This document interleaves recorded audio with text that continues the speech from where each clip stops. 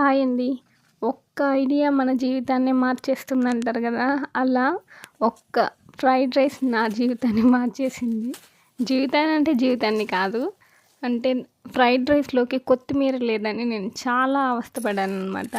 అందుకే ధనియాలేసి కొత్తిమీరని మనమే పెంచేద్దామని డిసైడ్ అయిపోయాను. కొత్తిమీరని నేను ఆల్రెడీ చాలా సార్లు పెంచుదామనేసి ట్రై చేసి ఫెయిల్ అయిపోతూనే ఉంది. కానీ ఈసారి ఎలాగైనా పెంచుదాము. నేల మీదే వేశానండి, కానీ రావట్లేదు.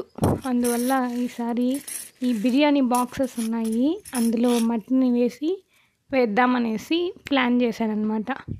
మేము ఇంతకుముందు తిరుపతిలో ఉండేవాళ్ళమండి. నేను పుట్టి పెరిగింది మొత్తం తిరుపతే. పెళ్ళైనాక కూడా 10 ఇయర్స్ తిరుపతిలోనే ఉన్నాము. రీసెంట్‌గా 3 మంత్స్ ముందే మేము పల్లెటూరుకొచ్చాము, మా ఓన్ విలేజ్‌కి. నాకిక్కడ టైం పాస్ అవ్వదు. కాబట్టి సరే చెట్లన్నా పెంచుదాము అనేసి అనుకుంటా ఉన్నాను. కానీ అది చాలా కష్టమండి. నేను ఏ చెట్టు వేసినా అది మొలకెత్తనే ఎత్తదు. మా అత్త ఏదన్నా వేసిందంటే వెంటనే మొలకెత్తేస్తుంది. నేను ఆ చెట్లు ఎప్పుడెప్పుడు మొలకెత్తుతాయా అనేసి వెయిట్ చేస్తూ ఉంటాను. డైలీ వెళ్ళి మార్నింగ్ లేసింది వెళ్ళి మొలకెత్తాయా అని.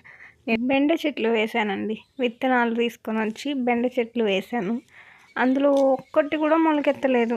మళ్ళీ ఏం చేశాను, ఇలా కాదు అనేసి వాటిని ఒక రోజంతా నానబెట్టి ఒక క్లాత్ తీసుకొని అందులో మూట కట్టి మొలకెత్తించిన తర్వాత మళ్ళీ తీసుకెళ్ళి నాటాను. అలా నాటితే కూడా ఒక 3 చెట్లు వచ్చాయండి. అందులో ఏమో ఒకటి కోడి గెలికేసి చంపేసింది ఆ చెట్టుని.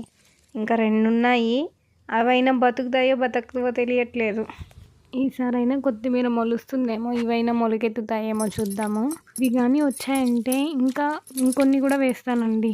వేరే వాటిల్లో కూడా ధనియాలు వేసి కొత్తిమీరని పెంచుకుంటాను. బయట కొనకుండా నేనే పెంచుకుంటాను.